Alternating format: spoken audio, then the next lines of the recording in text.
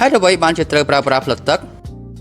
ជូតកញ្ចក់រថយន្តគឺជាគ្រឿងបន្លាស់មួយដែលមានសារៈសំខាន់បំផុតសម្រាប់ធ្វើឲ្យមានសុវត្ថិភាពក្នុងការបើកបរគោលបំណងចម្បងរបស់វាគឺដើម្បីថែរក្សាផ្ទៃកញ្ចក់របស់អ្នកឲ្យបានស្អាតនិងផ្ដល់រូបភាពច្បាស់ដល់អ្នកបើកបរគ្រប់ពេលវេលាខាងក្រោមនេះគឺជាហេតុផលលម្អិតដែលយើងត្រូវការផ្លិតទឹកជូតកញ្ចក់ធានាសុវត្ថិភាពក្នុងការបើកបរនេះគឺជាមុខងារសំខាន់បំផុតរបស់វាបើគ្មានផ្លិតជូតទេទឹកភ្លៀងនៅលើកញ្ចក់អាចធ្វើឲ្យអ្នកបើកបរមើលផ្លូវមិនឃើញទាំងស្រុងដែលអាចបណ្ដាលឲ្យមានគ្រោះថ្នាក់ចរាចរណ៍យ៉ាងធ្ងន់ធ្ងរជូតសម្អាតទឹកភ្លៀងក្នុងអំឡុងពេលមានភ្លៀងធ្លាក់លទឹកនឹងជួយជំរះទឹកនិងសំណើមចេញពីកញ្ចក់មុខបានយ៉ាងរហ័សនិងធ្វើឲ្យអ្នកអាចមើលឃើញផ្លូវទៅមុខបានយ៉ាងច្បាស់ផងដែរ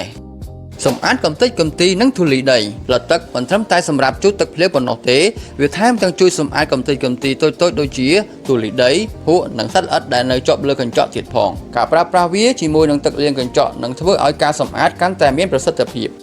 បង្កើនទិដ្ឋភាពនិងអាកាសធាតុមិនល្អក្នុងករណីមានអាបឬកញ្ចក់មុខឡានមានសំណើមវាអាចនឹងរារាំងការមើលផ្លូវរបស់អ្នកបានផ្លិតទឹកនឹងជួយសម្អាតសំណើមទាំងនេះចេញពីផ្ទៃកញ្ចក់ធ្វើឲ្យការបើកបរកាន់តែមានសុវត្ថិភាព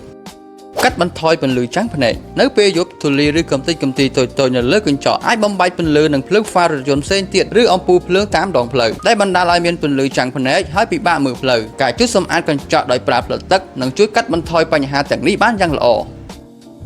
លោកអ្នកអាចជួយមកបដិផ្លិតទឹកនៅគ្រប់សាខាទាំងអស់របស់ Namaste